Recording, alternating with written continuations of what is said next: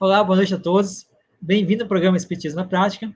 E hoje nós vamos fazer, então, a última parte do livro Brasil, Coração do Mundo, Pátria e Evangelho. A gente vai encerrar o nosso programa de hoje abordando essa obra magnífica de Humberto de Campos e psicografia de Chico Xavier. E hoje, novamente, contamos com essa querida irmã e amiga Lara. Boa noite, Lara, tudo bem? Boa noite, Jefferson. Boa noite a todos que nos acompanham aqui no Espiritismo na Prática. É uma alegria estar aqui e, como o Jefferson disse, né, finalizando o estudo dessa obra maravilhosa, né, trazida pelo Humberto de Campos, pela psicografia do Chico Xavier, para a gente compreender mesmo como a espiritualidade trabalha nos bastidores da vida, né, Jefferson? É verdade, Lara, isso aí. Então, antes de começar, como eu sempre vem fazendo os programas, né? Eu vou convidar vocês a divulgar o nosso programa, a se inscrever no canal, compartilhem, comente. É muito importante que você ajude a gente a ganhar espaço no YouTube. Por quê? Porque quando você se inscreve, quando você comenta, você divulga o nosso programa, o YouTube entende que esse programa é relevante. Então, ele vai espalhar esse programa para mais pessoas. Uma forma de você poder contribuir com a caridade, né, ajudando aí na divulgação. Então, vamos fazer a leitura rapidamente aqui de uma passagem muito importante, que eu acho que é importante, no capítulo 26, essa obra magnífica, né? Que fala o seguinte: uma passagem onde Mestre Jesus faz uma solicitação a Ismael. Tá? Ismael, o sonho da liberdade de todos os cativos deverá concretizar-se agora, sem perda de tempo. Prepare todos os corações, a fim de que as nuvens signolentas não manchem o solo abençoado da região do cruzeiro. Todos os emissários celestes deverão conjugar esforços nesse propósito e, em breve, teremos a emancipação de todos que sofrem os duros trabalhos do cativeiro da terra bendita do Brasil. Essa aqui é a passagem que a gente vai abordar daqui a pouquinho, da parte da abolição, né, da escravatura. Então, Lara, pode começar então. Lembrando, né, gente, que essa obra, né, como a gente sempre gosta de enfatizar, as informações contidas nessa obra, segundo Emmanuel, foram retiradas ali dos registros, Exato. né, do mundo espiritual, né? Então, né, Humberto de Campos não tirou isso da cabeça dele, né? Ele tirou do que está registrado. E lembrando também que essa obra, gente, foi publicada em 1938, né? Então, já vai, aí daqui a pouco já está fazendo 100 anos, né? Então, gente, esse período da regência e do segundo reinado foi um período muito interessante, né? Onde o Brasil cresceu muito, né? Porque, assim, na verdade, se a gente lembrar do programa passado, né, todas as coisas que aconteceram, ninguém ia imaginar que o Dom Pedro I ia abandonar o país, né? Até o Humberto de Campos começa esse capítulo falando assim, né, que ninguém poderia supor que o Dom Pedro o Dom Pedro I, né, abandonasse o país. E assim, o país com caos, né, gente? Ele foi embora, largou aqui o Dom Pedro II, né, muito novinho, né, criança. E o lógico, o que ia acontecer? Desordem ali para todo lado, né? Então teve muito ali descontentamento. Humberto de Campos vai dizer textualmente assim: alguns políticos, no entanto, frente, né, esse descontentamento geral, obedecendo a uma feliz inspiração do mundo invisível, organizaram uma regência que se incumbiu de manter a intangibilidade da ordem e das instituições, ou seja, para resguardar ali as instituições e a ordem no país também, né? Porque realmente o negócio não estava bom, estava um caos com a saída de Dom Pedro I do país. Estava tendo conflito ali para todo lado, gente, para todo canto. Pernambuco, na Bahia, em Minas, né? O negócio não estava fácil. Era realmente distúrbio atrás de distúrbio. E distúrbio militar, gente. Distúrbio militar. Nós tivemos lá o Rio Grande do Sul querendo se separar do Brasil. E o que é interessante, como a própria espiritualidade fala, é que o Brasil não poderia ser dividido. Ele não poderia perder nenhuma parte do seu território, né, que já estava desenhada. Essa era uma determinação de Jesus.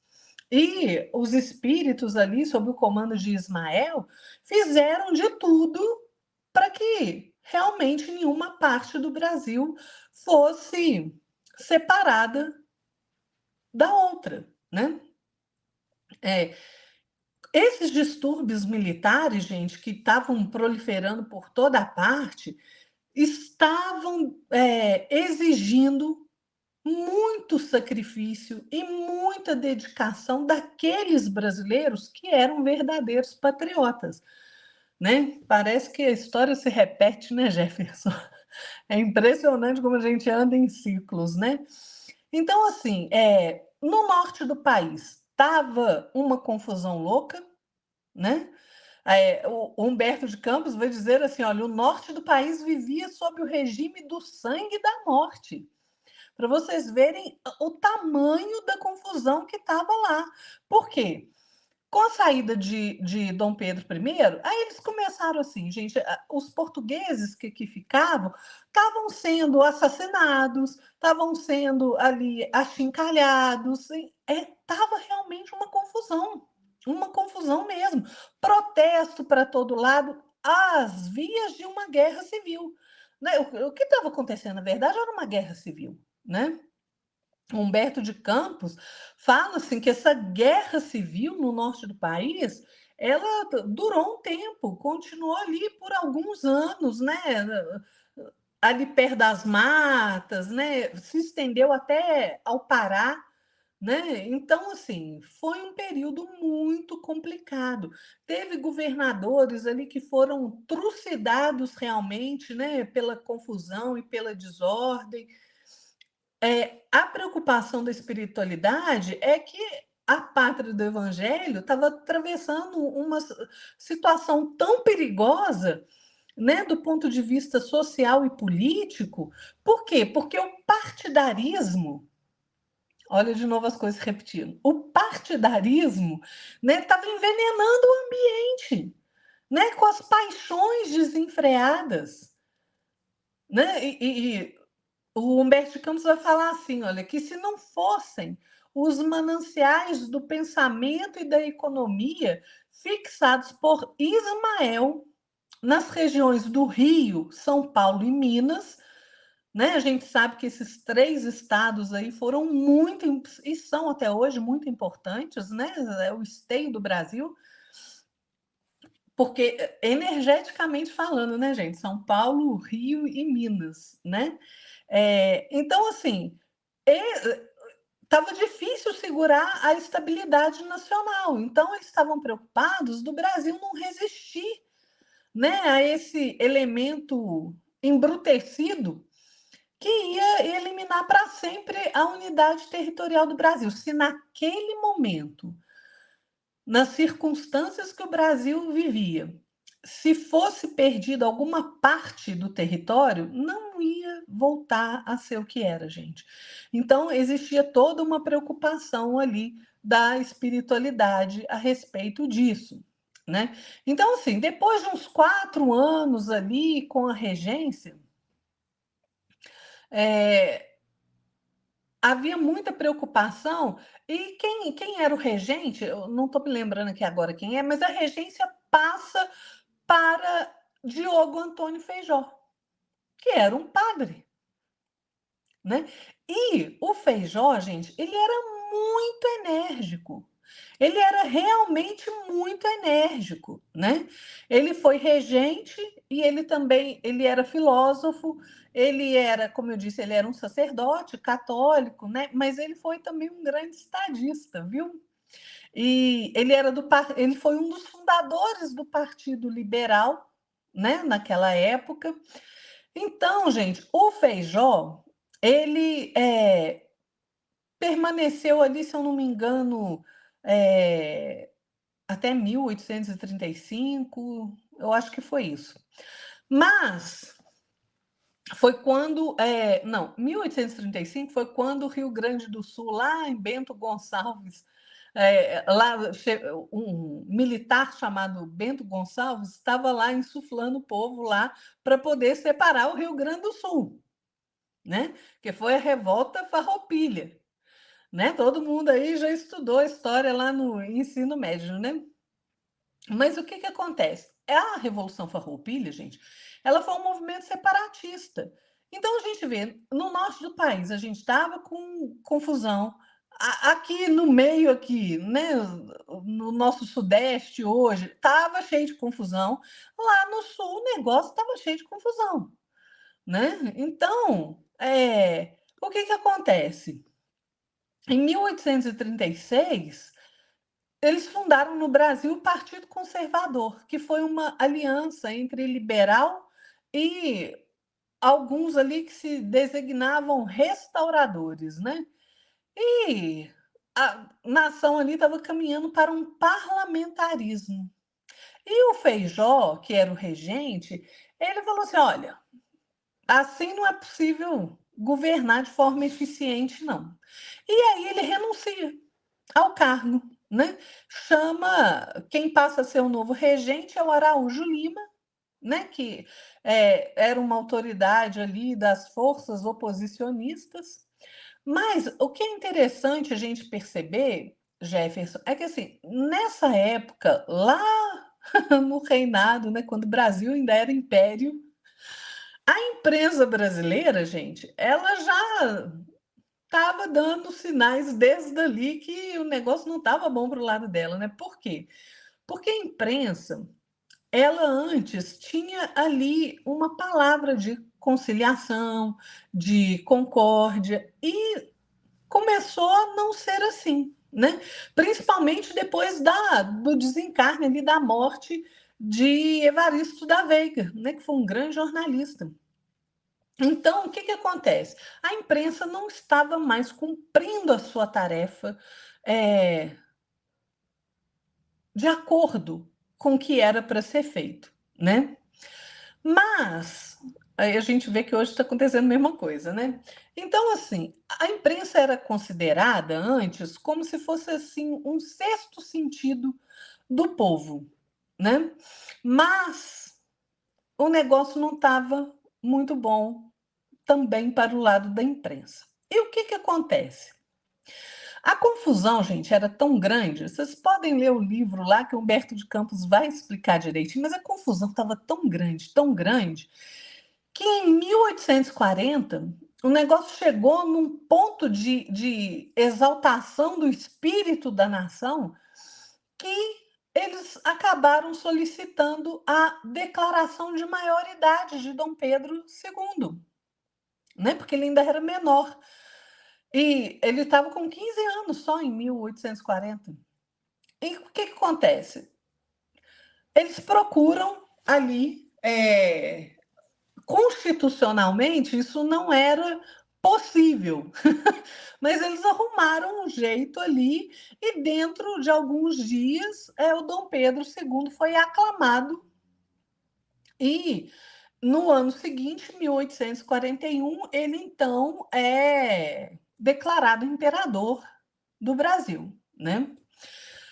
E o Dom Pedro II, gente, ele foi aclamado de uma forma muito bacana, né? Porque as melhores esperanças do país estavam recaindo sobre ele. E ele tinha uma proteção, gente, dos mentores ali, de Ismael e dos espíritos que trabalhavam com ele, né? Porque ele estava. Vamos lembrar quem era Dom Pedro II, né, gente? Eram Longinos, né? Que Jesus chamou, falou: olha, eu tenho essa tarefa para você, você vai aceitar? Né? Se a gente lembrar, a gente já estudou, já fez essas reflexões no programa passado. Então, o que que acontece? Em 1841, ele é coroado, então, né, um jovem imperador, mas ele era, gente, apesar dele ser tão novo, como ele era muito assistido, né, pelas legiões ali de espíritos do bem, ele estava muito consciente das responsabilidades dele. E eram responsabilidades gravíssimas que pesavam no ombro desse jovem rapaz de 15 anos. Né? Então, assim, qual foi a primeira preocupação que ele teve? Pacificar o país, pacificar o ambiente que estava no país. Então, o que ele faz? Ele vai prestigiar Caxias. Né? Caxias, gente, quem foi Caxias? Né? Duque de Caxias, Luiz Alves da Lima e Silva, Duque de Caxias, patrono do Exército Brasileiro. Então, assim, ele foi conhecido como pacificador, né? Tamanho trabalho que ele desempenhou para pacificar o país. Ele também foi conhecido como Marechal de Ferro, porque ele realmente ele tinha uma presença assim muito firme e ele tinha posições muito firmes e ele era monarquista, né, gente? Ele era monarquista. Então, assim, ele teve uma carreira militar muito bacana, assim como o seu pai, seus tios. E o que acontece? Caxias, então, consegue levantar essa bandeira de paz em São Paulo, em Minas, né? Depois vai para o Rio Grande do Sul. E ele agia, gente, com justiça. O Caxias agia com justiça. Então, assim, o que ele faz? Ele consegue estabelecer uma tranquilidade ali no Rio Grande do Sul e ele anistia o povo, né? Que estava lá envolvido lá, né? Na insurreição do Estado. Então, assim, o Humberto de Campos vai dizer assim: olha, depois dos esgotamentos a que todo o país é conduzido pela ação corrosiva dos processos revolucionários, gente, vou fazer só uma pausa aqui. Quem acha que revolução resolve alguma coisa, revolução só traz morte, miséria, né? Não traz nada de bom. Então, se você está aí muito jovem, jovem que estiver assistindo, né? E você está aí com seu espírito tomado, né, pelo sentimento de revolução, arrefece o seu espírito, porque o propósito é evoluir. Não é revolução, é evolução e não revolução, tá? A revolução, onde ocorreu, só trouxe dor, miséria e morte, né? Vejam a Revolução Francesa, o que causou, né? Ela tinha um objetivo claro de trazer ali liberdade, né? Ia ser feita uma transição calma e foi um banho de sangue que até hoje tem repercussão no povo francês, né? Então, continuando aqui o que o Humberto Campos está falando, o Brasil ia regenerar suas forças orgânicas dentro de um largo período de paz, no qual as falanges esclarecidas de Ismael, inspirando a generosa autoridade do imperador, iam argamassar as bases do pensamento republicano sobre as ideias de fraternidade e liberdade a caminho das grandes realizações do porvir.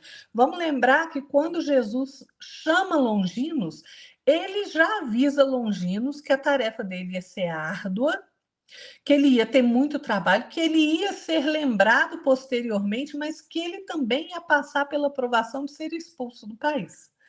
Né? A gente tem que lembrar disso. Por que, que foi necessário isso? Porque o destino do Brasil não era monarquia, era virar uma república. Né? E isso foi orientação dos espíritos. Então, às vezes, a gente faz uma análise considerando só o lado material. Se a gente olhar só o lado material, gente, a proclamação da República foi um golpe de Estado.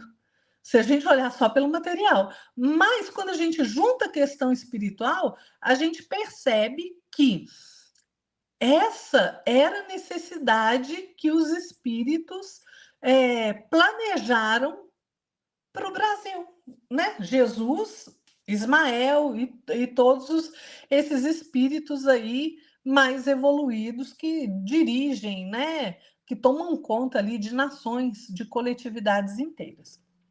E aí, o que acontece, gente?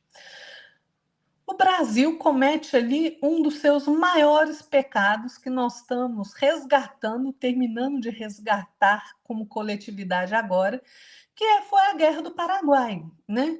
O que acontecia, gente? Dom Pedro II, como ele era muito novo ali, ele pecou num sentido que ele não foi muito firme nessa questão de o Brasil queria interferir ali nos seus vizinhos, né? Por quê? A gente tem que saber por quê. Primeiro, Paraguai, Uruguai e Argentina, eles estavam sendo governados ali pelos caudilhos, né, que eram quase ditadores. Então, a Argentina, ali, Buenos Aires, estava num perrengue danado. Aí o Brasil foi lá intervir militarmente, derrubou lá, na Argentina, eu não lembro quem que era, se era o Ortiz ou se era o Rosa, o Ortiz Rosa, ou o... Gente, esqueci o nome do outro, o Oribes, esqueci o nome do outro, né? O que acontecia? Tava uma confusão ali, mas o Brasil não tem que se meter lá no país do outro, gente. Não é essa a função, entendeu? Mas, infelizmente, isso aconteceu. Então, o que acontece? Deixa eu só abrir um parênteses aqui para falar do Dom Pedro II, gente, porque assim, Dom Pedro II, à medida que ele foi crescendo, que ele foi vivenciando várias experiências, tendo contato mesmo ali com a vida, de fato, né, com homens mais maduros, ele amadureceu de uma forma tremenda. E ele, gente, era uma pessoa que tinha as maiores qualidades de coração e ele era extremamente inteligente, um homem muito culto, né? Ele tinha virtudes morais que a gente nem imagina, né? Porque assim, eu fico pensando, né? E vou abrir um parênteses aqui para dar a minha opinião. Hoje a gente tem muitos historiadores que cometem o erro de botar o seu pensamento ideológico como se fosse verdade da história. E isso, na verdade, é um erro histórico, né? Um erro do historiador mesmo, né? Porque o que acontece? São erros metodológicos do historiador, né? Porque ele não tem que colocar. Gente, a história, para você fazer história, para você ser um historiador, você tem que entender que, por mais que você não goste da verdade, a verdade tem que ser dita como ela é. E quem trabalha com história vai entender que, assim, principalmente quando a gente fala de tempos que a gente não vivenciou, que você vai atrás de fontes primárias, como, por exemplo, no descobrimento do Brasil, qual é a maior fonte primária? A carta de Pedro Álvares Cabral, falando ali do Brasil. Então, assim, o que acontece? A gente tem que ter cuidado para não colocar as nossas paixões ideológicas na frente daquilo que é verdade. Né? O fato é fato. A minha opinião é só minha opinião.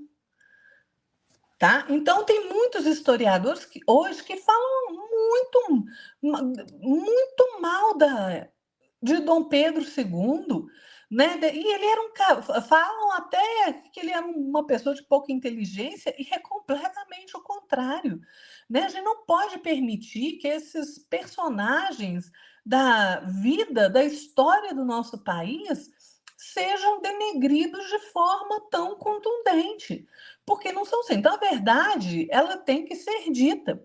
E Dom Pedro II era extremamente inteligente, era um homem cheio de virtudes morais, era uma pessoa extremamente generosa, né? Ele, gente, proporcionou educação para os pobres, né? Então, assim, ele gostava de arte, de ciências, de filosofia, né? Tem até uma passagem interessante de Dom Pedro II com Camille Flammarion, né? Que ele vai visitar Camille Flammarion na França, né? Ele até leva uma muda do cedro do Oriente lá para o Camilo Flammarion, que está lá plantado na casa de Camilo Flammarion até hoje. O Camilo Flammarion fez uma placa lá registrando essa visita de Dom Pedro II. Então, assim, gente, a gente tem que ter mais cuidado, né, com as coisas.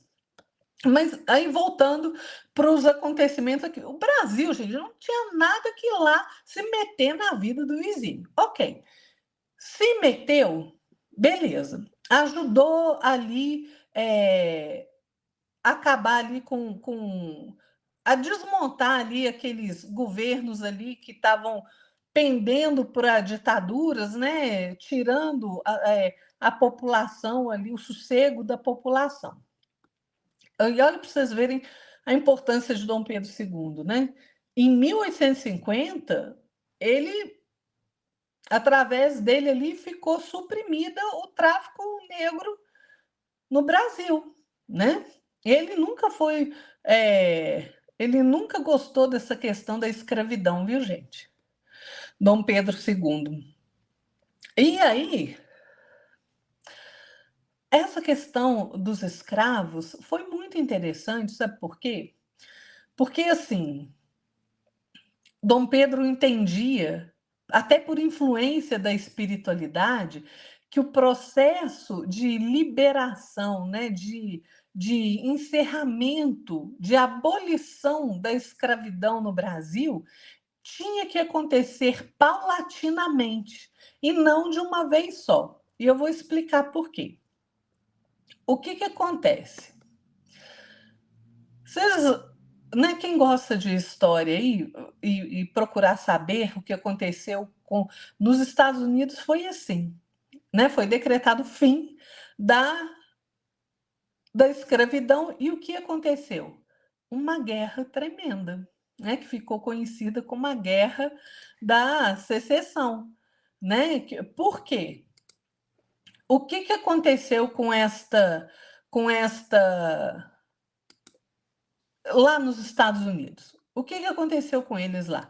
Olha, gente, era tão complicada a situação que, primeiro, 7 estados, né, quando Abraham Lincoln ali foi no governo dele, né, que fala assim, olha, acabou, não vamos ter mais escravidão aqui no país, não. Sabe o que aconteceu, gente? 7 estados lá falaram assim, opa, não vou pertencer mais à União, porque lá é um conjunto federativo, né? Os estados estão unidos por opção. Se algum estado chegar e falar assim, não faço mais parte dos Estados Unidos, ele tem autonomia para isso. Então, 7 estados falam assim, não vão fazer parte mais dos Estados Unidos, não. Pronto, quero ver.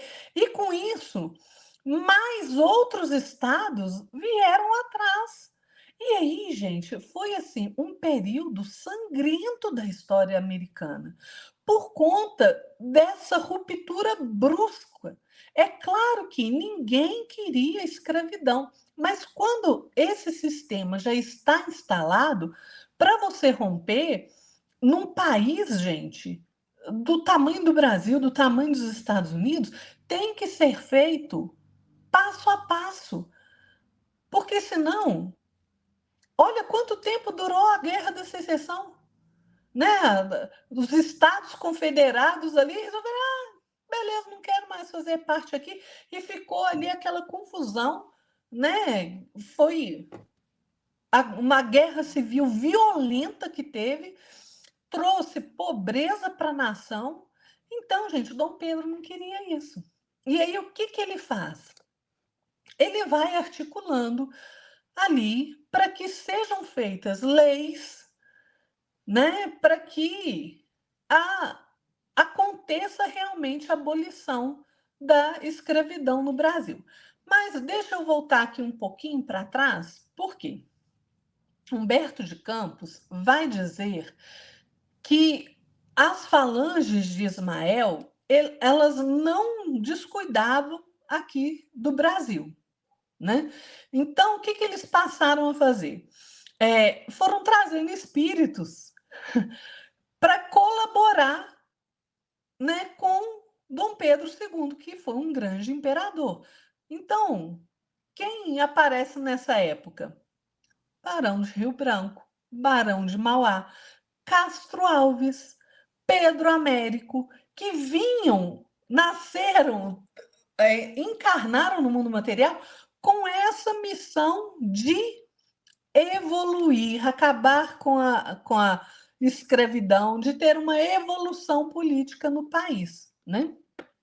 Mas o que acontece, gente? Voltando lá para a Guerra do Paraguai. O que acontece?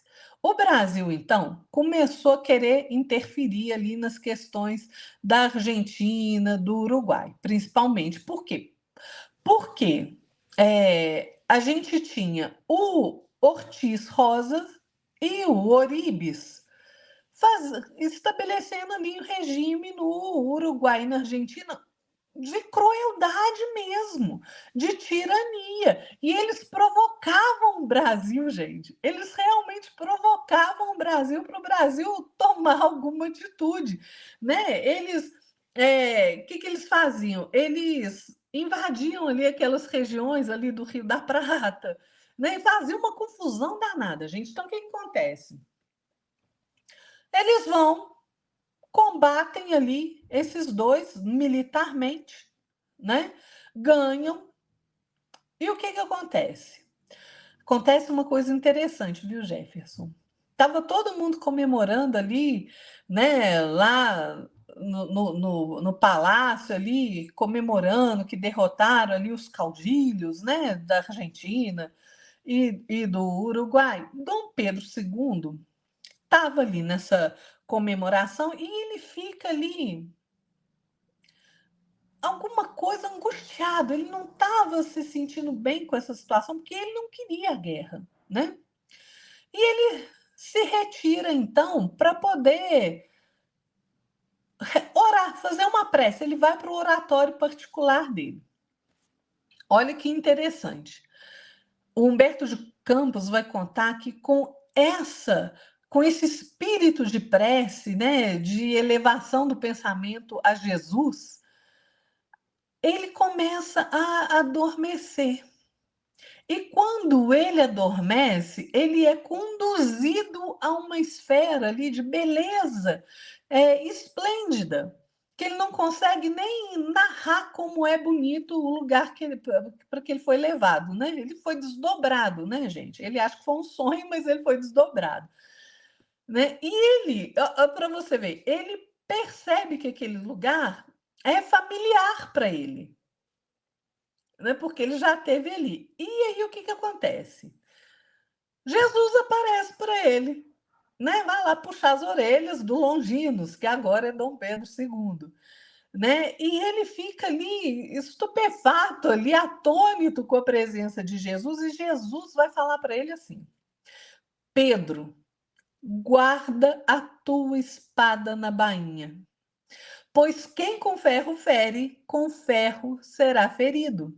A tua indecisão e a tua incerteza lançaram a pátria do evangelho numa sinistra aventura. As nações, como os indivíduos, têm a sua missão determinada e não é justo que sejam coagidas no terreno das suas liberdades. O lamentável precedente da invasão efetuado pelo Brasil no Uruguai terá dolorosa repercussão para a sua vida política. Não descanses sobre os louros da vitória, porque o céu está cheio de nuvens e deves fortificar o coração para as tempestades amargas que hão de vir. Auxiliarei a tua ação através dos mensageiros de Ismael, que se conservam vigilantes no desenvolvimento dos trabalhos sob a tua responsabilidade no país do Cruzeiro. Mas, Pedro, que as tristes provações gerais em perspectiva sejam guardadas como lição inesquecível e como um roteiro de experiência proveitosa para as tuas atividades no trono. E aí Dom Pedro acorda daquele sono ali, né? e fica ali cheio de angústia, né? E cheio de expectativa com o que ia acontecer. Alguns anos depois, o que, que o Brasil vai fazer? Lá em 1865. Ah, foi lá, né? Foi lá de novo interferir no Uruguai. E aí o Paraguai, gente, o Paraguai se sente ameaçado com essa atitude do Brasil, né, na sua segurança. E ele declara guerra contra o Brasil, né? E aí, gente, foi uma guerra que durou 5 anos, né? 5 anos de martírio, de derramamento de sangue, né? E o Brasil ganha a guerra do Paraguai, né? Nós estamos resgatando isso agora com a usina de Itaipu, né, em que a gente fornece energia para o Paraguai. Mas vocês vejam, para que o Brasil ia lá fuçar no quintal do vizinho, gente? Né? Não tem função. É por isso que as guerras acontecem, gente, porque um país se acha no direito de interferir em outro. Ah, não estou gostando do que está acontecendo lá, vou lá interferir. Né? Pois é, não é assim. Mas aí o que acontece? O Brasil, na verdade, ele sempre foi assim.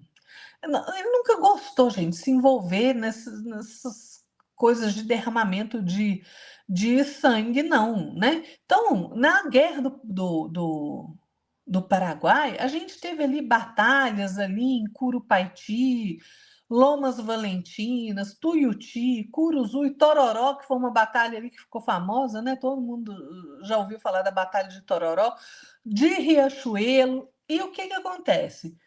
Foi uma provação dolorosa, coletiva, que o Brasil jamais pode esquecer, né? Então, o Brasil sai vitorioso dessa guerra, mas não tão vitorioso assim, né? Porque a gente não deve derramar sangue fraterno, gente, né?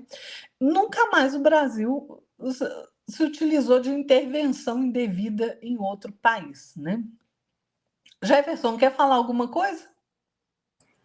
Sim, Lara, né, gostaria de falar referente ao Dom Pedro II, né? A gente vê como a alma de Longinos, né, teve bastante trabalho durante essa estadia aqui na Terra, né? Coitado do Dom Pedro, né? Porque a gente vê o quanto teve de guerra civil, entreveros entre pessoas de mesma nacionalidade. E, como você falou agora no finalzinho, essa, é, essa forma que o Brasil utilizou-se, né, dessa supremacia de poder nas guerras para poder tirar o pessoal da ditadura, né, na Argentina, no Uruguai. E a gente vê a tristeza do próprio Dom Pedro, né? Como você bem falou, que não queria guerra, porque a alma dele já estava sublimada, vamos dizer assim, estava mais sublime, né, na verdade. Porque ele queria era a paz, queria que o Brasil vivesse em paz, porque ele era a paz, né? Ele era a fraternidade por pessoa. A gente lendo a história de Dom Pedro II, a gente pode perceber essa vontade que ele tinha que o Brasil avançasse sempre, sem derramar nenhum sangue. Mas, infelizmente, né, pela vaidade de alguns, pelos egoísmos de outros, infelizmente o Brasil leva consigo essa história que mancha um pouquinho, né, no tempo material, não digo espiritual, mas no tempo material, a gente mancha um pouquinho a história do Brasil, mas que a vida que o Dom Pedro trouxe, os benefícios que ele trouxe através, a gente vai ver aqui um pouquinho mais agora dos benefícios que ele vai trazer, mas que ele trouxe através da sua existência, através do seu conhecimento e com o amparo de Ismael e de Jesus, é magnífica. E se não fosse a sua alma iluminada, o Brasil teria se perdido. Então, a gente vê essa responsabilidade dele desde quando ele era criança, quando forçaram, né, a Lara falou, né, forçaram ali a coroação dele, né, para poder apaziguar, né, porque o Brasil estava meio perdido, né. Então, a gente vê a importância disso, né. A importância também, outra questão que eu queria falar, da tenra idade que ele tinha, quando ele tomou consciência, né, da coroação, tomou consciência do caos que está o Brasil. Os estados queriam se separar, a cidade, o próprio povo queria, né, o seu cunhado de querer o poder, querer se separar por causa de divergências que não se faziam muito sentido. Né? Mas então a gente percebe, né, como essa alma veio preparada para isso. E qual também o trabalho que ele teve, né? A gente imagina que as problemáticas que o Brasil enfrenta, né, no século XX, século XXI, não foram tão intensas, do ponto de vista material, né, quanto na formação do Brasil. O Brasil ali ganha a maioridade, a gente vai falar aqui um pouquinho na República. Então, até a República ali, o Brasil sofreu bastante, foi um caminho bem doloroso, né, Lário? Pode É prosseguir. verdade, é verdade. Não, gente, e Dom Pedro II, né, ele era um assombro mesmo, né, porque assim, muitos estadistas ali, muitos políticos, eles ficavam ali impressionados com os nobres afazeres do Dom Pedro, né? Porque as atitudes dele, gente, eram assim de puro interesse pelo bem coletivo. Ele era realmente uma pessoa desprendida, né? Que ele se interessava pelo país, pela população. E aí nós vamos começar a falar do movimento abolicionista, né? Porque terminou toda essa onda ali de conflito, né, no país e tal. Então, o país já estava ali respirando novos ares e era, então, época de acabar com a questão da escravidão, né? Os espíritos começaram a inspirar políticos, escritores para a necessidade ali de acontecer a abolição da escravatura. E o que acontece? Se tinham ali algum fazendeiro ali que ainda era, né, afeito a essa ideia da escravidão, alguns outros, né, conservadores já estavam ali, principalmente lá no Amazonas e no Ceará, eles já entendiam a questão da escravidão de modo diferente e aforreavam ali os seus escravos ali num gesto belíssimo, né? E as falanges de Ismael, gente, tinham muitos colaboradores, né? Nesse movimento libertador. Como eu falei, Castro Alves, Luiz Gama, né, o Barão do Rio Branco, Patrocínio e a Princesa Isabel, gente. Princesa Isabel, ela nasce com esta específica missão de acabar, de abolir a escravidão no Brasil, né? Nós vamos ver como é que essa questão aconteceu. E, gente, tem gente que fala tão mal da Princesa Isabel, né? Que eu fico pensando assim, é muita falta de conhecimento, gente. É você ser tomado por uma questão ideológica que não faz sentido. Porque ela nasce com esta missão e ela cumpre a missão dela. Primeiro, o que ela faz? E Dom Pedro, gente, adorava a Princesa Isabel, porque ele ficava ali observando o que ela fazia e ele gostava do que ela fazia, né? Igual eu falei, Dom Pedro II, ele não era afim à escravidão, né? O que acontece?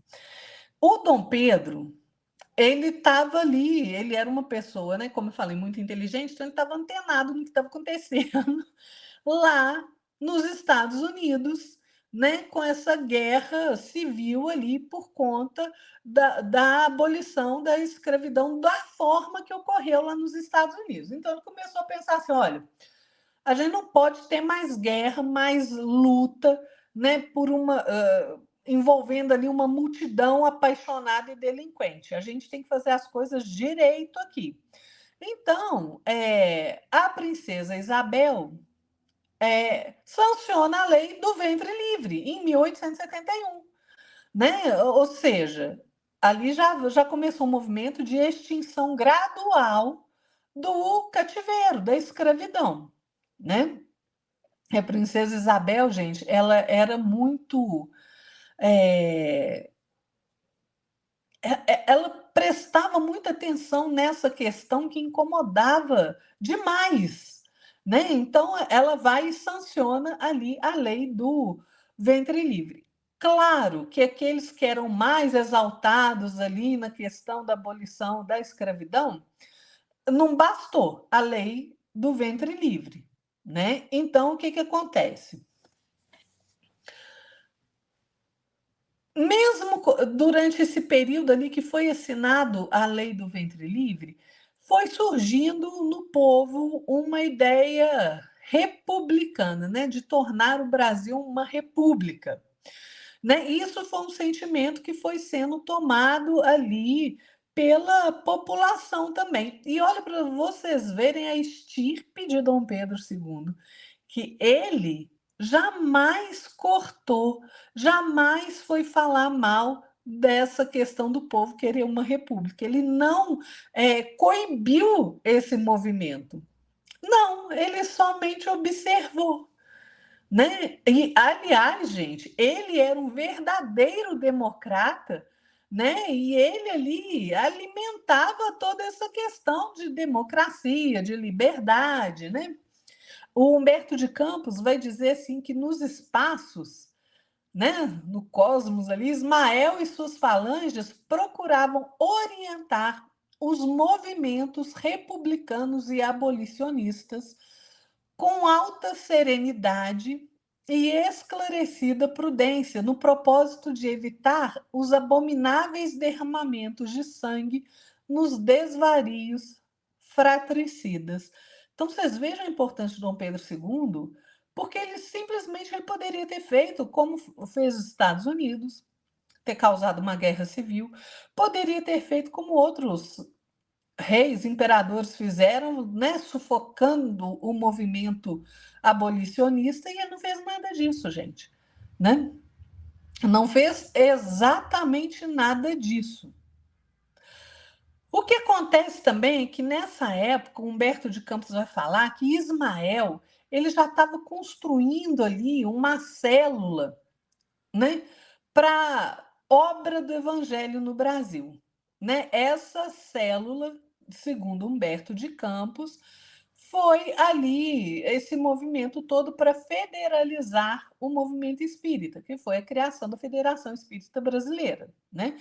E a gente teve ali muita gente boa, né? O Antônio Luiz Saião, Bittencourt Sampaio, Bezerra de Menezes, né? Que faziam parte ali deste movimento ali organizado por Ismael e que o gente Bezerra de Menezes ele foi tão fantástico, né? Porque ele tinha uma tolerância, uma paciência, né? Porque assim a gente vê que há dissensão, há opiniões contrárias em tudo que a gente faz, né? No espiritismo não ia ser diferente. Tinha gente ali.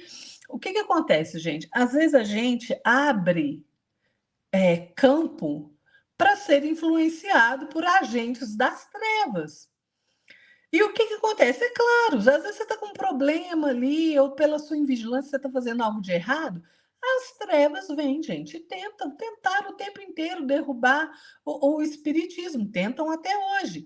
Vão insuflando ali os invigilantes, né, para que causem tumulto, para que causem desorganização. E o Bezerra de Menezes, gente, foi fantástico nisso, né? Porque ele foi realmente ali um dos responsáveis ali pela pacificação do movimento espírita, né? Pela aglutinação do movimento espírita ali, junto com outros, né? Como Saião e o Bittencourt Sampaio, para que fosse consolidada ali a Federação Espírita Brasileira, né? Do jeito que ela deveria ser.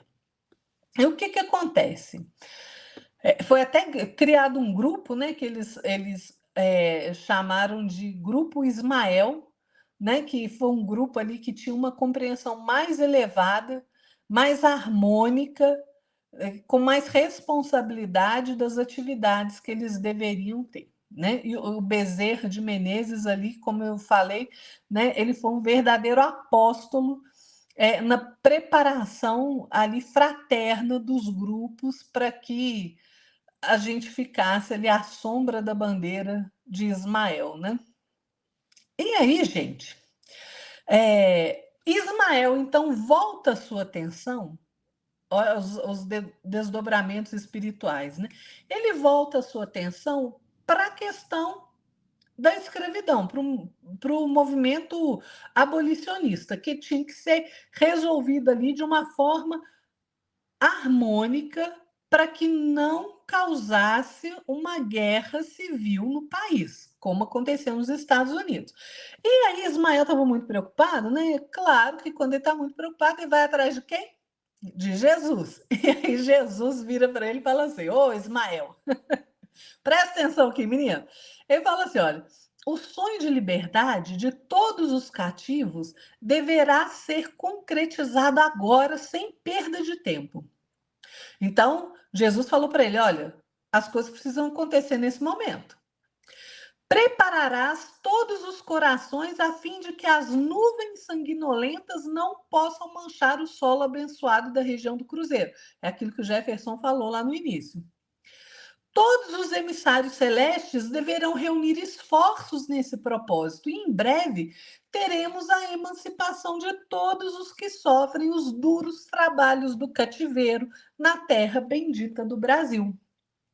Então, o que acontece? Ismael faz todo um movimento ali, né, para que realmente acontecesse, né, a abolição da escravidão. Acontece, gente, que em 1888 o Dom Pedro ele é afastado do trono, né? Se eu não me engano, ele ficou doente, viu, gente? Tenho quase certeza que foi isso mesmo. O que acontece? A regência, então, passa para Princesa Isabel, que já tinha sancionado ali em 1871 a lei do ventre livre. Só que o que vai acontecer? A princesa, gente, ela encarrega o senador João Alfredo de organizar ali um novo ministério, né? E esse ministério é composto por espíritos muito nobres. E os abolicionistas, então, olham essa possibilidade e falam assim: bom, vai ser agora, agora ou nunca, né?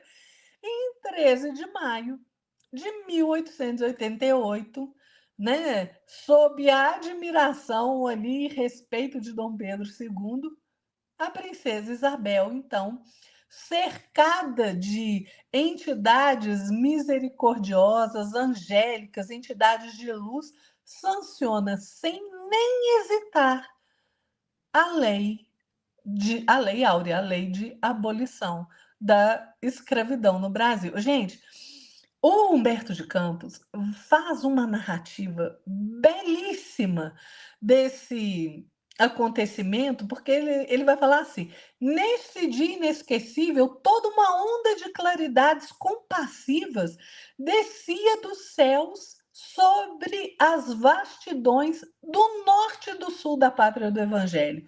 Ao Rio de Janeiro afluem multidões de seres invisíveis que se associam às gloriosas solenidades da abolição. Junto do espírito magnânimo da princesa, conserva-se Ismael com a bênção da sua generosa e doce alegria. Para vocês verem como eles eram amparados, Dom Pedro II, a princesa Isabel. Foi por isso que Patrocínio, intuitivamente, no arrebatamento do seu júbilo, arrastou-se de joelhos até os pés da princesa piedosa e cristã. Por toda a parte espalharam-se alegrias contagiosas e comunicativas esperanças. O marco divino da liberdade dos cativos erguia-se na estrada da civilização brasileira sem a maré incendiária da metralha e do sangue. Então vejam a atitude correta que teve Dom Pedro II de ir fazendo paulatinamente, né? E a princesa Isabel que veio com esta missão para então abolir a escravidão no Brasil, né? É muito muito bonito, gente. Leiam o livro, que o livro realmente é fantástico. E você quer falar alguma coisa, Jefferson? Sim, ó, eu até pedi te interromper. É interessante o seguinte, ó, deixa eu só pegar aqui, que a lei, cadê aqui? A lei do ventre livre, tá? É, ela é uma lei que foi precursora à Lei Áurea. A norma determinou que de 28 de setembro de 1871 em diante, as mulheres escravizadas dariam à luz apenas a bebês livres, ou seja, os escravos que estavam, as mulheres que eram escravas, qualquer criança que nascesse a partir dela, daquele momento, que a data em si, já seriam livres, ou seja, não seriam mais escravos. E a Lara perguntou, né, se o Dom Pedro II foi afastado de forma por causa da doença, tem um trechinho que achei interessante que comentar. Mas Ismael articula do alto os elementos necessários da grande vitória. É isso mesmo. Afastou dessa forma para poder a princesa Isabel entrar e fazer a constituição da abolição, né? Pode seguir, Lara. Aí nós vamos para o período da República, né, gente? O que, que vai acontecer ali com a proclamação da República, né? Então, vocês vejam, Dom Pedro II, ali a princesa Isabel, né, a família imperial ali brasileira, eles tiveram todo o mérito e fizeram. Dom Pedro II, gente, fez um governo maravilhoso, foi um grande estadista, né? O que, que acontece? Entre 1888 e 1889 foram ali os últimos tempos do Império, né, aqui nas Américas, né, o grande Império do Brasil. Estava ali acontecendo todo um movimento ali de idealismo republicano. E o que, que acontece? Na parte espiritual, ali no mundo invisível, né, Jesus reúne ali as falanges de Ismael, dos colaboradores de Ismael, né, para falar com eles. E ele vai falar assim: olha, irmãos, a pátria do evangelho atinge agora a sua maioridade coletiva. Profundas transições assinalarão a sua existência social e política. Uma nação que alcança a sua maioridade é a responsável legítima e direta por todos os atos comuns que pratica no concerto dos povos do planeta. Então vejam a responsabilidade da nação que se torna maior de idade, né, no contexto aí planetário. Jesus vai continuar dizendo assim: uma nação. Não é isso, não. Necessário é separarmos agora o organismo político do Brasil dos alvitres permanentes e constantes do mundo espiritual, para que todos os seus empreendimentos sejam devidamente valorizados. Então, Jesus está passando a responsabilidade para o homem, apesar da espiritualidade, Jesus vai falar isso? Não é que não vai tomar conta, não vai prestar atenção, não é isso. Mas ele passa a responsabilidade dos acontecimentos para o homem encarnado, né? E isso, vocês vejam a responsabilidade nossa, que estamos encarnados, né? Jesus vai falar assim, olha, é preciso que a gente reforme também as nossas atividades para concentrar a obra, para nos concentrarmos na obra espiritual de evangelização de todos os espíritos localizados na região do Cruzeiro. Então, essa agora é a missão, né, dos espíritos. Antes era tomar conta ali, influir ali para que o Brasil tomasse o caminho correto que Jesus havia traçado, né? E aí ele vai falar para Ismael o seguinte: ó, Ismael, agora você precisa consolidar ali o seu núcleo ali, se expandir por toda a extensão territorial da pátria brasileira. Por quê? As claridades consoladoras da minha doutrina de redenção, de piedade e de misericórdia precisa ser espalhada, né? É o que Jesus está falando. E Jesus fala uma coisa tão impressionante para mim, gente, para Ismael, que ele fala assim: olha, abrireis para a caravana do Evangelho, que marcha ao longo dos caminhos da sombra, a estrada da revolução interior, cujo objetivo único é a reforma de cada um, sob o fardo das provas, sem o recurso da indisciplina perante as leis estatuídas no mundo e sem o auxílio das armas homicidas.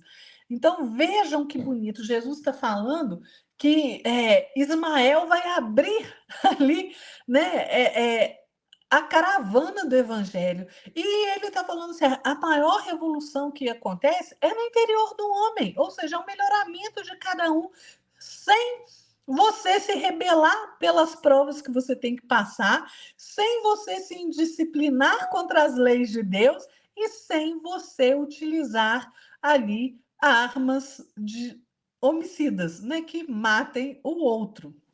E aí, Jesus, é um diálogo belíssimo, gente. Eu recomendo que vocês leiam, porque Jesus vai falar assim: olha, a proclamação da República Brasileira tem que se fazer sem derramamento de sangue. Sem derramamento de sangue. Né? Como todos os grandes acontecimentos aqui na Terra do Cruzeiro, não pode haver derramamento de sangue. Por quê?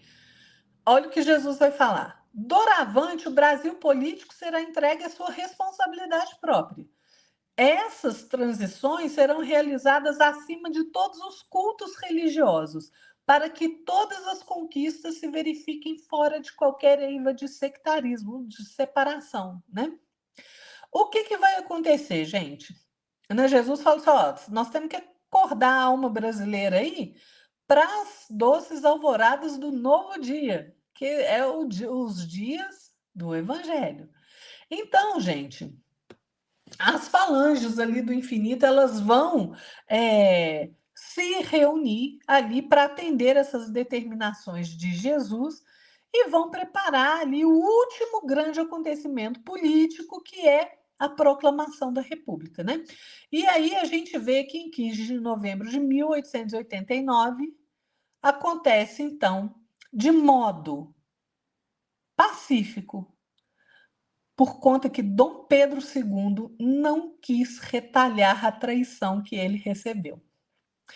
Se a proclamação da República foi pacífica, agradeça a Dom Pedro II, né? Então, chega ali 15 de novembro de 1889, né? Aí nós temos ali uma gama ali de gente como Benjamin Constant, Rui Barbosa, o Quintino Bocaiúva, né? Muita gente ali, o Marechal Deodoro da Fonseca vai proclamar, então, a República dos Estados Unidos do Brasil no Rio de Janeiro. Dom Pedro II recebe a notícia, né, de uma forma ali, muito surpresa, porque ele não esperava isso, né? O Marechal Deodoro, gente, era amigo íntimo dele. Aliás, todos esses eram amigos de Dom Pedro II. Rui Barbosa, né? Todo mundo ali era amigo dele. Então, assim, foi uma traição, na verdade, né? Mas isso tinha que acontecer. O que acontece? Teve gente ali da monarquia que virou e falou assim: Dom Pedro, você precisa revidar isso daí, né? Você precisa agir agora. Mas Dom Pedro II não permitiu, gente, que fosse derramado uma gota de sangue brasileiro. O que ele faz? Ele prepara, então, a sua retirada com a família imperial para a Europa, né, obedecendo ali as imposições ali dos revolucionários, né, que eles pediram para ele sair. O Tesouro Nacional oferece a ele uma quantia, né, muito elevada de dinheiro para ele ir embora, e ele não aceita uma única moeda. Sabe o que ele leva do Brasil? Um travesseiro com a terra do Brasil, né? E ele já parte ali sabendo que ele nunca mais voltaria ao Brasil, né? E ele já parte com o coração cheio de saudade e em pranto. Mas lembram lá da promessa que Jesus fez a Longinos? Que nos últimos instantes dele, quando ele já tivesse de cabelo branco, ele estaria ali. Então, foi exatamente isso, gente. Jesus, nos momentos finais ali, vai receber Dom Pedro II, né? Mas antes, em 30 de novembro de 1889, Visconde de Ouro Preto, a bordo ali do navio Alagoas, né? Vai conversar com Dom Pedro II e o Dom Pedro fala assim para ele: olha, eu estou satisfeito com tudo que eu pude fazer, estou satisfeito, né? E ele fala assim: olha, é a minha carta de alforria. Agora eu posso ir onde eu quero. Né? Apesar da amargura, porque Dom Pedro II amava o Brasil profundamente, profundamente, né? Então, quando ele morre, né? Aí Jesus vai estar lá com ele. E o interessante, gente, nessa passagem da República é o seguinte: o Múcio Teixeira, que era ali o cônsul geral na Venezuela, quando chega notícia para ele, né, de que foi proclamada a República, ele vai até ali o Rojas Paul, né, que era um político ali da Venezuela, ali muito eminente, e o Rojas Paul fala para ele o seguinte: olha, senhor cônsul geral do Brasil, peça a Deus para que a sua pátria, que tem sido governada durante meio século por um sábio, que era Dom Pedro II, não seja doravante levada pelo tacão do primeiro ditador que se lhe apresente. E ali ele fica sensibilizado e ele fala assim pro Múcio Teixeira, né? Acabou-se a única república que existia na América, o Império do Brasil. Ou seja, ele já considerava que mesmo o Brasil sendo um império, ele era a república mais firme que existia, né, na América inteira. Então, gente, é muito interessante a gente perceber como a espiritualidade age. E aí o Ismael, depois de toda esses acontecimentos ali da proclamação da República, ele vai então voltar os seus esforços para consolidar aqui a questão espiritual, de divulgação do evangelho. E é como eu falei, né, gente? O que acontece? Claro que em todo movimento, toda associação de pessoas que a gente encontra no planeta Terra, por ser um planeta de provas e expiação, tem divergências, né? Uns com os outros, tem divergência, principalmente divergências quando a gente é insuflado por espíritos das trevas, né? Se a gente é invigilante. O que acontece? O Bezerra de Menezes, ele como eu falei, né, ele já estava ali, já era um pacificador, tinha muita paciência, muita tolerância, e tinha lá no Rio de Janeiro algumas sociedades ali muito prestigiosas, né, na questão da divulgação da filosofia espírita, mas cada uma ali tinha um programa, né? Eu faço desse jeito, o outro faz do outro jeito, né? Era tudo muito descentralizado. O que acontece? Ismael, então, age ali, mais uma vez, nos bastidores da vida, para que seja, então, a Federação Espírita Brasileira, que foi fundada em 1884, né, que ela passe realmente a representar, a unificar todos as sociedades todos os grupos espíritas no país, né? E o que vai acontecer é que, através desses grandes nomes, né, como o Bittencourt Sampaio, o Saião, o Bezerra de Menezes, o Filgueiras, e o Zeferino Campos, tantos outros que estavam ali na vanguarda cristã do espiritismo, eles então ali conseguem juntar e fazer com que a FEB ali ganhe força, né, e seja o que ela é hoje, né? E era um tempo de incerteza, viu, gente? Porque o que acontece? Durante a República, o espiritismo foi perseguido no Brasil. né? Eram tantas ideologias novas que estavam surgindo ali e que estavam criando mesmo embaraços ali para o desenvolvimento da doutrina. Inclusive, o Código Penal da época, gente, incluía o espiritismo ali como uma coisa perigosa, né? Então, era um ambiente muito sombrio que estava acontecendo. Mas o que, que vai acontecer? A federação espírita, então, já ali com uma certa prudência, com uma certa serenidade, ela faz uma carta aberta ao ministro da Justiça, né, da época ali, né, desse governo provisório, e esclarece ali a situação. Né? E aí, gente, o plano invisível age ali para que haja, então, entendimento, né? Para que seja, então, foi realmente consolidada aqui no Brasil o espiritismo. E é tão interessante porque, assim, o Ismael é muito preocupado, né? Sempre pedindo alguma coisa a Jesus, né? Eu não falo nada, não, porque se fosse eu seria muito pior, né? Jesus toda hora, Jesus, Jesus, Jesus. Então, gente, mas brincadeiras assim, né, igual eu falo, gente, se a gente não tiver ali bom humor, se a gente não tiver alegria, então você está fazendo o quê? Né? Porque Jesus era muito alegre, gente, né? A alegria, ela é sinônimo de mentes extremamente criativas, né? Ninguém que está carrancudo cria alguma coisa de bom, né?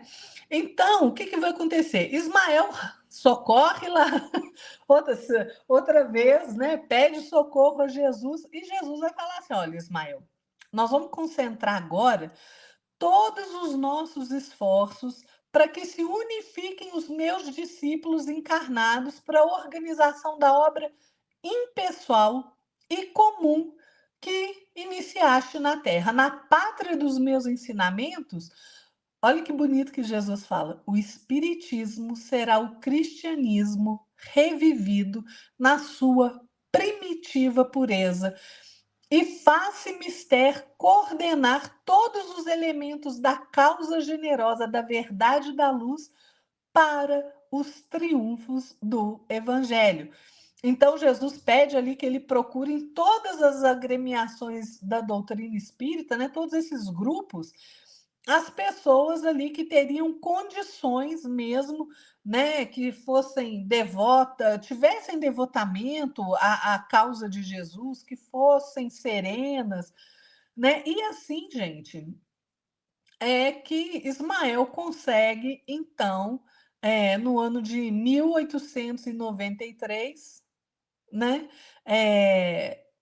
consolidar ali essa ideia da federação, né, que foi mais ou menos ali em julho de 1895, Bezerra de Menezes assume a posição de diretor de todos os trabalhos de Ismael no Brasil, vai coordenar ali os processos de evangelização e vai deixar a federação como ponto, a Federação Espírita Brasileira como ponto, como um porto luminoso de todas as esperanças entre esse grupo que Ismael criou. Então, gente, é muito bacana, né? A gente tem que ler o livro mesmo, né? Porque senão a gente fica falando demais aqui. Leiam um livro que realmente é muito bacana, gente. A obra do Espiritismo, a filosofia dos espíritos, o ensinamento de Jesus prossegue, apesar de todos os empecilhos que as trevas tentam colocar como obstáculo a bandeira que Jesus entregou a Ismael. Deus, Cristo e caridade está nesse país e tudo está sob o amparo dessa flâmula luminosa, como Humberto de Campos chama, né? E quer falar alguma coisa, Jefferson? E aí, gente, se consolida, então, o espiritismo no Brasil, né? Em muitas cidades, né? quer dizer, toda cidade, gente, a gente acha uma casa espírita hoje, né? Então, realmente foi, o espiritismo penetra ali o Brasil com todas as características do cristianismo redivivo, tendo ali como base mesmo a caridade, o amor e a caridade, né? É, onde o homem tentou deturpar ali.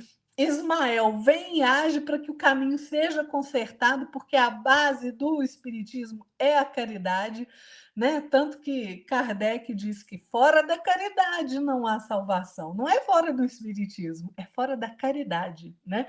O Chico até falava, né, que assim, se ele falasse para mim que fora do espiritismo não há salvação, eu já ia olhar assim meio torto, mas não é, fora da caridade não é salvação. E a caridade realmente que é ali o ponto principal do espiritismo aqui no Brasil. Porque na Europa, gente, que recebeu a revelação lá na França, né, pelo Kardec, o que acontece? Eles não conseguiram acalentar essa ideia ali dentro deles, no coração deles. No Brasil, não, gente. No Brasil, ela floresceu. Eu tenho até uma curiosidade, né? Porque em muitas sessões mediúnicas ali, eles cobravam. Lá na Europa, eles cobravam para entrar, né? Para você ali assistir os fenômenos e tudo. E no Brasil não tem nada disso, né? Aquilo que você ganha de graça, você tem que repassar de graça, né? A gente não pode cobrar. Então, gente, a obra de Ismael continua, e Ismael é o coordenador, né, o protetor do Brasil, né? Em nome de Jesus, ele age aqui para consertando os caminhos quando a gente desvia deles. É um trabalho imenso, imenso, né? E assim, claro que acontece às vezes ali desunião, que é o grande fator, né, de perigo da, vamos colocar assim, da instituição espírita, né, no Brasil, é a desunião, né, porque foi isso que aconteceu, né, com a Igreja Católica, gente, né, o catolicismo ali, os padres romanos, né, com exceção daqueles que realmente eram cristãos, eles se perderam ali nas questões materiais, nos poderes temporais, né? Então, os espíritas já conhecem essa história e já ficam ali meio com o pé atrás. Claro que de vez em quando tem um ou outro aí que mete os pés pelas mãos, porque nós somos falíveis, né? Nós somos influenciáveis e às vezes a gente abre campo para influência de espíritos das trevas, né? Não tem jeito, a tarefa é árdua, mas a gente continua firme na divulgação aí da doutrina espírita, né? E claro, gente, que aí nós vamos para o último capítulo, que é a pátria do Evangelho, né? Como a gente sabe, o Brasil, Jesus falou que o Brasil, com a proclamação da República, ele atinge a sua maioridade coletiva, né? Termina para os espíritos um período de grande esforço histórico, né, de influenciação mesmo, para que o Brasil chegasse a esse contexto de proclamar a República e pudesse caminhar com os seus próprios pés, né? Eu fico pensando assim, tem gente que fala assim, muito melhor seria se o Brasil tivesse sido colonizado pelos holandeses, por exemplo. Será? Se você estiver olhando nem pelo lado só material, gente, a gente não consegue conceber isso. Sabe por quê? Porque o papel dos jesuítas e a colonização portuguesa ela foi muito diferenciada, porque diferente das outros países colonizadores que queriam só mesmo a exploração econômica, né, material, financeira da colônia, Portugal não queria estritamente só isso. Portugal queria levar a fé cristã a todos os povos. Isso é que moveu Portugal a fazer todo este movimento aqui no Brasil. e nas suas outras colônias. Então, Portugal realmente foi diferenciado nessa questão. E a gente sabe, né, a gente que estuda a questão não só pelo lado histórico, mas também pelo lado espiritual, a gente sabe que houve todo um conjunto de acontecimentos ali que foram sendo influenciados pela espiritualidade superior para que fosse dessa forma. Né? E agradeçamos aos jesuítas, viu, gente? Porque ó, quem trouxe educação foram eles, quem protegeu os negros, os índios principalmente, né, os nativos, da tentativa de escravidão dos índios, foram os jesuítas. Quem tentou proteger os negros o tempo inteiro foram os jesuítas, né? Até que o Marquês de Pombal vem e expulsa todos eles daqui, que foi uma tragédia para o Brasil isso, né? Mas então a gente vê assim que a espiritualidade está atuando o tempo inteiro, né?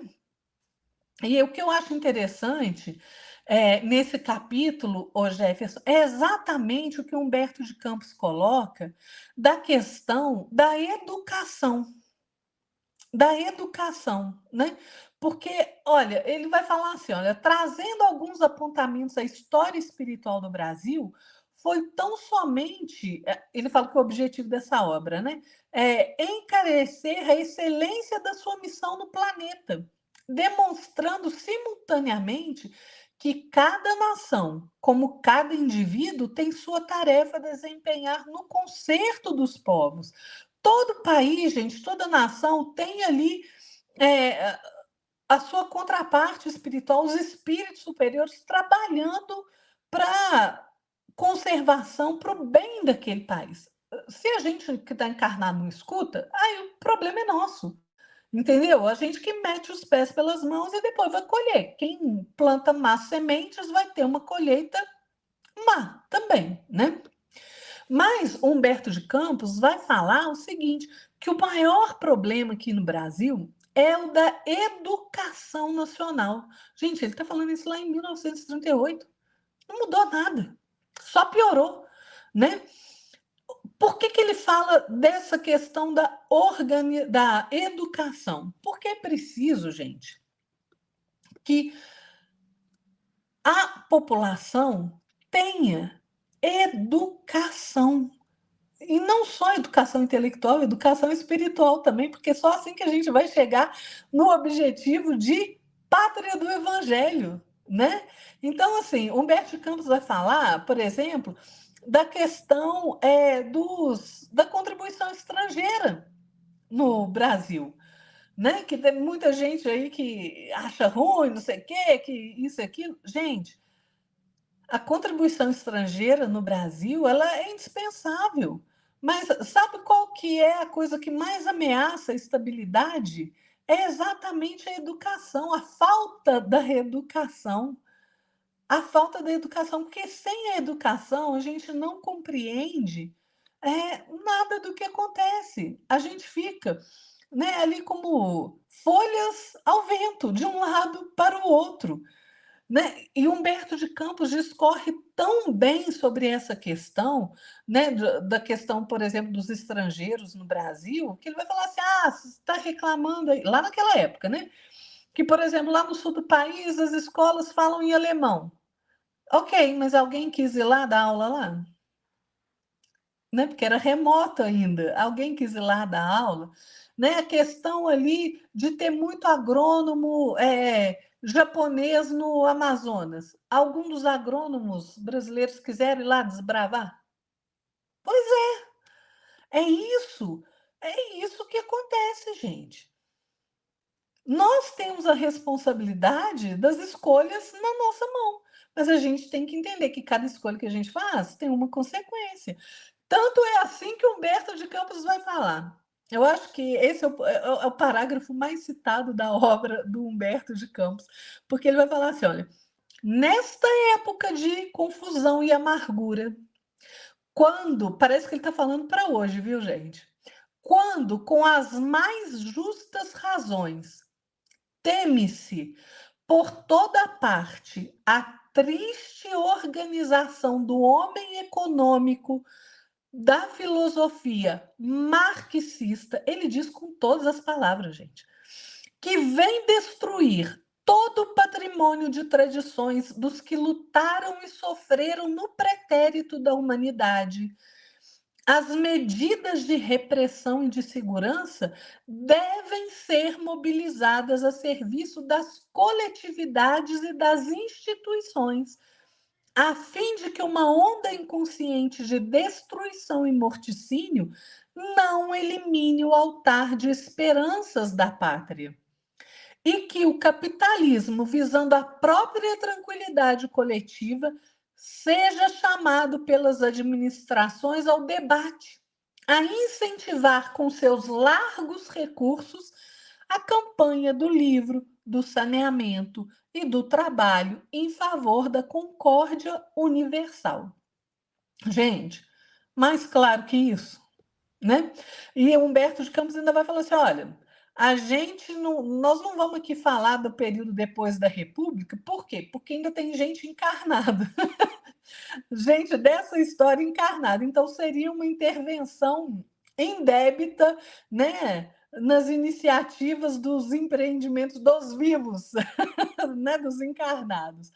Mas ele vai dizer assim, olha, Jesus, que é a suprema personificação de toda misericórdia e de toda justiça, auxiliará cada qual no desdobramento dos seus esforços para a glória da nacionalidade. Então, olha aqui, gente, depende do nosso esforço. Se a gente se esforçar, Jesus vai auxiliar na mesma medida do nosso esforço, né? Então, assim, o Humberto de Campos vai falar ali que parece que é hoje, né, que o Brasil está cheio de ideologia nova ali, né, mas que cabe aos bons operários do Evangelho concentrar as suas atividades no esclarecimento das almas e na educação dos espíritos. Essa é a missão, gente, do espírita no Brasil. É continuar com a atividade de esclarecimento das pessoas, né? Então, essa obra belíssima, belíssima, a gente deve ter ela, gente, ali para a gente ler sempre, né? Humberto de Campos vai quase terminar dizendo assim: olha, só o legítimo ideal cristão, conhecendo que o reino de Deus ainda não é deste mundo, poderá, com a sua esperança e o seu exemplo, espiritualizar o humano, espalhando com seus labores e sacrifícios as sementes produtivas na construção da sociedade do futuro. E aí, gente, eu não posso dizer mais nada, porque Humberto de Campos disse tudo. Muito bom, né, Laura? Foi uma obra, um estudo magnífico. Até para mim poder relembrar as aulas da escola, né? E quando a gente vê pelo prisma do plano espiritual, a gente não fazia muito sentido algumas coisas, né? Mas aí, como a gente começa a estudar o livro, a obra, o Brasil Coração do Mundo, Padre Evangelho, a gente começa a dar sentido às coisas que aconteceram no passado, que acontecem no presente, né? E que vão acontecer no futuro. Então, eu acho magnífico isso, né? Por isso que eu falo. Para mim, uma das principais obras que eu e também que eu mais gosto é esta, porque me fez muito sentido muitas coisas que eu questionava, que eu procurava entender. Essa obra esclareceu, me trouxe ali o complemento das minhas dúvidas, das questões que eu estava querendo respostas, né? Então, fazer esse estudo aqui, para mim, foi magnífico, porque a gente pôde entender melhor. Eu acredito que vocês também, assim como a Lara também teve prazer de estudar essa obra, né? Porque obra igual a essa aí, contando a história do Brasil, vai demorar um pouquinho mais para a gente ter uma nova versão futuramente com outro espírito aí que possa trazer para nós, onde o Beto acabou, né? Até o século XXI, XXII aí, né? Vamos ver. Então, Lara, se não tiver mais comentários a fazer, eu vou fazer as construções finais. Pode falar, Jefferson. Vamos lá, então. Você falou bastante hoje, coitada. Vamos lá, então. A gente pode perceber que como os espíritos como o Ismael, essa equipe de espíritos que estão ajudando o Brasil, assim como Jesus, né? Como eles nos conduziram, nos trouxeram até a maioridade coletiva, que foi quando ocorreu a proclamação da República. E o mais interessante é que se a gente levar, na verdade, levar não, a gente trouxer isso para a nossa vida atual, a gente pode perceber que nossos pais nos conduzem e se responsabilizam pela nossa educação, pelo nosso crescimento, pela nossa elevação moral, intelectual, até os 18 anos, segundo o código, né? Código humano, né? E depois dali, né? A gente já adquire a maioridade e aí a gente começa a fazer as nossas próprias escolhas. A gente começa a caminhar, né? Fazer as nossas escolhas, colher as consequências, colher os resultados daquelas coisas que a gente fez. E eu queria trazer aqui uma passagem, uns trechinhos da obra que eu achei interessante, que diz assim, ó, todos os que lutaram por ela, de armas na mão, e quantos pretenderam utilizar-se dos processos da força para a imposição dos seus ensinamentos, no transcurso dos séculos, tarde reconheceram a sua ilusão, redundando seus esforços os mais francos desvirtuamentos das lições do Salvador, porque essas lições têm de começar no coração, para conseguirem melhorar e regenerar o planeta. Que magnífica essa passagem que o Humberto Campos nos traz. Porque, realmente, quando a gente utiliza ali, a Lara falou muito bem, a revolução, e esquecemos que temos que tirar a letra R, né, da revolução, ficar evolução, aí sim que a coisa começa a andar. Porque só evoluindo nossa cultura, nossa educação, nosso entendimento, nossa conduta moral e intelectual, é que nós vamos ajudar o Brasil. Isso vai refletir ao planeta, né? Aí é conquistar a maturidade espiritual. Então, se a gente quer, eu sempre falo isso, se a gente quer que o mundo seja melhor, comece por nós. É nós que demos o primeiro passo. A gente não tem que esperar o outro dar o primeiro passo. A gente não tem que ser aquelas pessoas que queiram ser adaptáveis, pessoas que só vivem de adaptação. A gente tem que ser aqueles que são ação, que são a linha de frente da ação, para poder criar no nosso estilo de vida, nosso hábito, as condições necessárias e ideais para que possamos, então, criar um mundo melhor. E segue, então, o segundo trechinho que eu achei interessante. Jesus, que é a suprema personificação de toda misericórdia, de toda justiça, auxiliará a cada qual nos desdobramentos dos seus esforços para a glória na solidariedade. Então, seja, o Jesus vai nos ajudar, mas nós, agora temos a maturidade coletiva, temos que fazer os esforços necessários para que Jesus nos ajude com mais eficácia, com mais solidez. Às vezes a gente pede uma coisa para Jesus, referente à nação, referente a uma questão que o Brasil passa dificuldade, a gente quer que Jesus resolva a dificuldade. Mas e nós? Qual é o nosso esforço? Qual que é nosso papel nisso? Como que a gente se coloca nisso? Uma coisa que a gente tem que meditar. Então, Jesus vai agir, né, de acordo com o nosso esforço, como a Lara falou. Né, e é isso mesmo que eu penso. Né? Então, a gente vê Jesus junto dos seus mais fiéis emissários que cooperaram com a obra para trazer aos nossos corações a esperança, a paz, a fraternidade, a caridade e o Evangelho redivivo. Isso indica o quê? Indica que as legiões de Ismael sempre vai vencer. Sempre pode tardar o quanto for. Pode as trevas fazer o quanto quiserem, mas um pouco mais cedo, um pouco mais tarde, Jesus vence, Ismael vence sempre. Essas são minhas considerações finais. Deixa eu falar só mais uma coisa, né, Jefferson, que, gente, toda vez que a gente tira, eu não canso de repetir isso, né? Toda vez que a gente tira da equação da vida o fator espiritual, as coisas não fazem sentido. Então, a gente precisa incluir sempre nas nossas análises, nas nossas reflexões, o fator espiritual.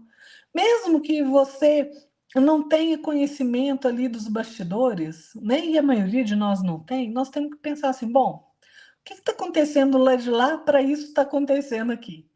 Né? Então, não vamos ser ingênuos mais.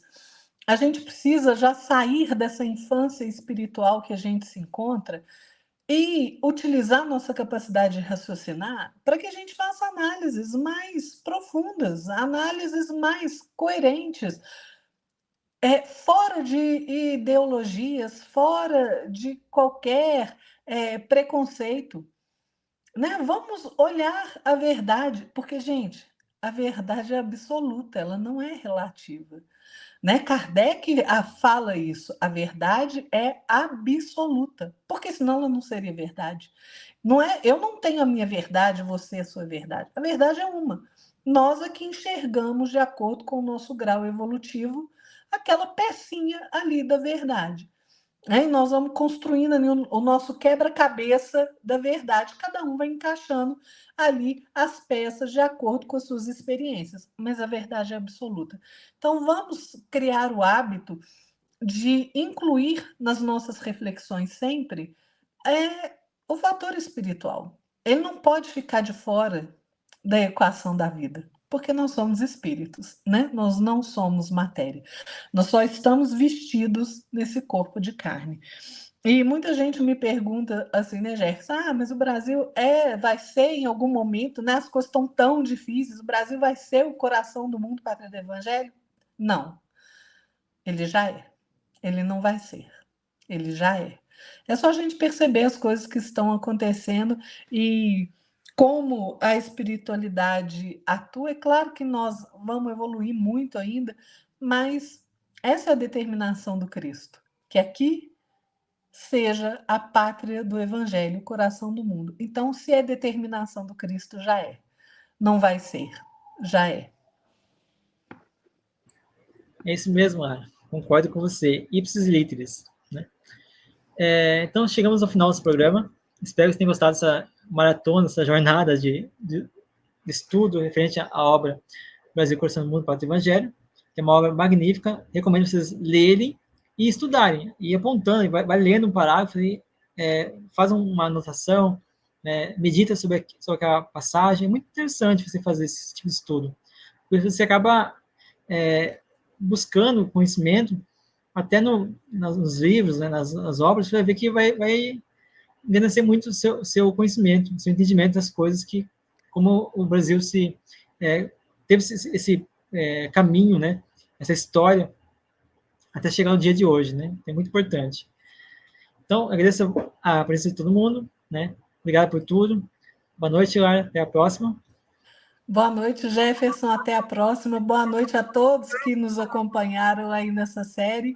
Fiquem todos na paz de nosso Senhor Jesus Cristo. Até mais.